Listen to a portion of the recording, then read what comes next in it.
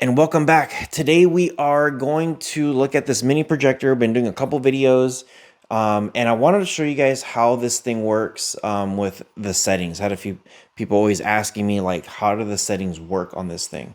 Now, this thing looks like everything is good and everything's set up properly. Make sure you have a stand and everything like that. So to keep all that in mind. So we're gonna come here to settings. I do gotta say, I've been playing with this remote and I'm not a big fan of it. You have the home button and the return button on the bottom.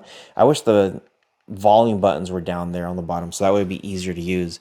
So when it comes to network, pretty simple. There's not that many options. I wish you would just click on network and then you either have your Wi-Fi show up and you're in.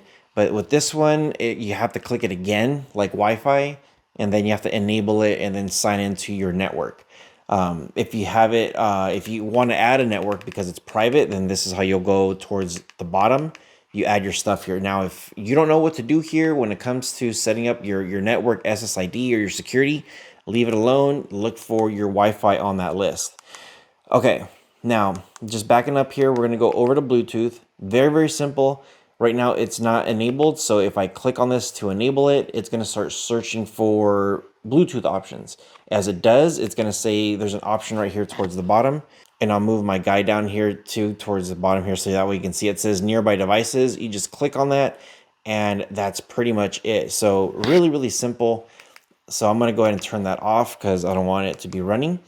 Now you do have your input signal. When it comes to input signal, and I should probably move my guy over here. You have your HDMI, and it's gonna flip over to HDMI. Right now, I don't have a signal, so I'm gonna go back to my home and then right back to settings. So I don't have anything connected right now to the HDMI port. But if you did, then it would flip over to that one. You also have a boot signal. With boot signal, you could do HDMI or whatever it is that you have connected. I'm going to have this off for now because, yeah, if I want to have a USB port, I want to have that option. Plus, HDMI is already on the home screen, so I don't want to just have that on your boot signal. Some people like that on, some people don't. Just keep in mind with boot signal, as soon as you plug something in, it'll automatically switch. For me, I want the option of just clicking it, but to each their own on that one. When it comes to display, you can mess with the high brightness, you can mess with the keystone. This has a auto keystone, so depending on where you're at, it could set up its own self. You could manually do the keystone. You could also initial angle correction, which is great. And then screen scaling. Now, if you don't know about screen scaling, this is kind of like if you're either going to do like a vertical, horizontal, just different options here. So this one has a 16 by 9, 16 by 10, 4 by 3, original screen ratio, and screen zoom. Most TVs, like about 99% of them, are on 16 by 9. So that's where you want to be at. I just leave it like that automatically, and then I just move the projector back and forth. I'm getting a really big screen from this little projector, so this is awesome. You also have projection mode. Now, if you don't know about projection mode, this is really important. Some people have this set up on top of the roof. So if you guys see that projector right there, it's set up on the roof upside down. So what this does, right here, I have it in the front. So it's projecting face forward. If you have this in the back of the TV, the cool thing is it even shows you like the little image right there. This is going to be if it's behind an actual screen. Right now I'm using the wall. This one says front ceiling projector, and then you have rear ceiling projector. So rear ceiling projector is kind of what I have set up right back here. It's behind me and it's pointing towards the front, like in the same line of direction as me. Front ceiling projector is if the projector is in front of me showing, flashing towards me on a projector screen. So depending on how your setup is, that's how you want to do it. And I really do like that little, there's that little guy right there on the bottom left-hand corner. It shows you exactly how the options are. So whatever you choose, that's what it is. So you could set this up any angle you want. Okay, so audio. There is a audio port on this thing, I think, with a headset. You could turn on sound effects on this. It's a little speaker. I always highly recommend getting something more.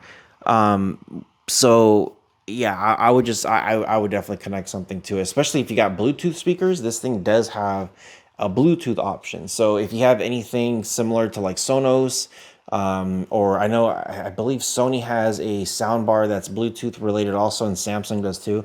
Yeah, anything Bluetooth related, that's how you're gonna want to do it. It's gonna be very, very simple, and you can set it up like that. With your general, you could name the device, and that's the only option on this thing. I kind of wish they would put that within system. It's kind of weird to have it by itself. Your system info, this is basic: model name, UI version, memory, storage. So you have 1 gig of RAM on this thing, 8 gigs of storage on this thing. I wouldn't really store anything on this directly, but you have that option if you want it. 1 gig of RAM is really, really slow. I always want 2 gigs of RAM, but I've seen Fire Sticks with 1 gig work amazing. So just keep that in mind. Typically, I would plug something in like a USB or a Fire Stick or anything like that, and just have that do the work. Okay, now you do have language, so you could set this up to tons of language, and I have mine set up to English.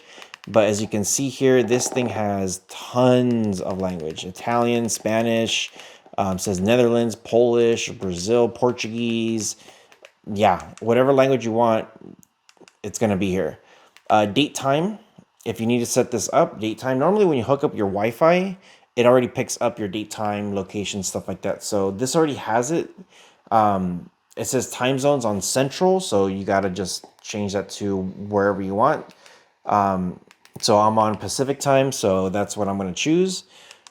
And then if you need to adjust the dates or the time, that's how you can do it. You also have a system upgrade, which is pretty good.